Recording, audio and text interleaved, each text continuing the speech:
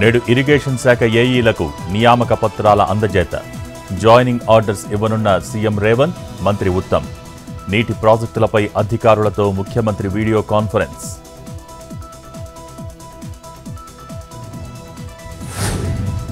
సింహాచలం అప్పన్న స్వామిని దర్శించుకున్న లోకేష్.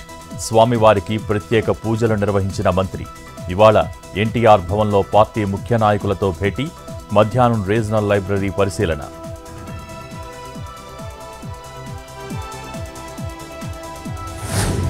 వైసీపీ అధినేత తిరుమల పర్యటనపై ఉత్కంఠ. రేపు కాలినడకన తిరుమలకు వెళ్లనున్న జగన్.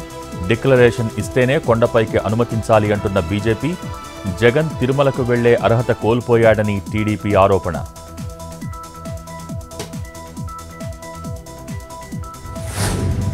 కొత్తగూడెంలో మావోయిస్టుల దాడి కలకలం.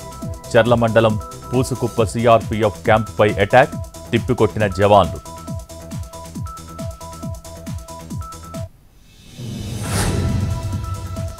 తూర్పుగోదావరి జిల్లా కడియం నర్సరీలో చిరుతపులి సంచారం. క్రూర మృగాన్ని బంధించేందుకు అటవీ శాఖ అధికారుల యత్నం. 50 ట్రాప్ కెమెరాలు, 5 బోన్లు ఏర్పాటు. రంగంలోకి 40 మంది ఫారెస్ట్ సిబ్బంది.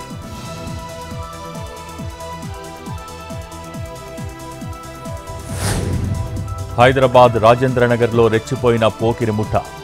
డైరీ ఫామ్ వద్ద రాయల్ జ్యూస్ సెంటర్పై దాడి.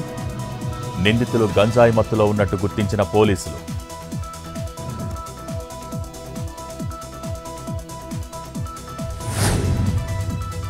జలదిగ్బంధంలో హైదరాబాద్ మీర్పేట. మిథిలానగర్, సత్యసాయినగర్లో నీట మునిగిన ఇళ్లు. పైప్ లైన్లు మూసుకుపోవడంతో కాలనీలను ముంచిన వరద.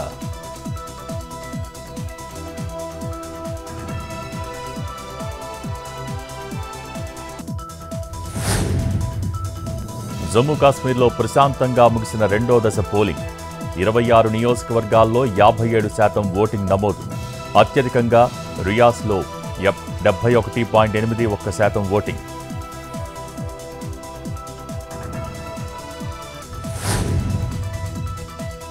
యూపీలో 2 రోజులుగా భారీ వర్షాలు. జిల్లాల్లో నీట మునిగిన లోతట్టు ప్రాంతాలు. వరద బాధితులను సురక్షిత ప్రాంతాలకు తరలిస్తున్న అధికారులు.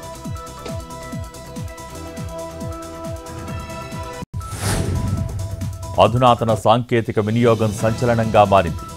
ఏఐతో జాబ్ మార్కెట్లో పెను మార్పులు వస్తున్నాయన్న ఓపెన్ ఏఐ సీఈఓ.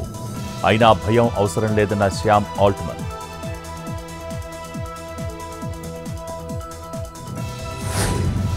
మళ్లీ పెరిగిన బంగారం, వెండి ధరలు. 22 క్యారెట్ల 10 గ్రాముల పుత్తడి 70,610.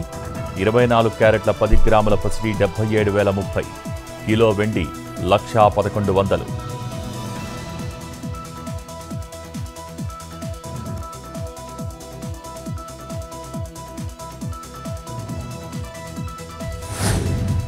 తిరుమలలో తగ్గిన భక్తుల రద్దీ.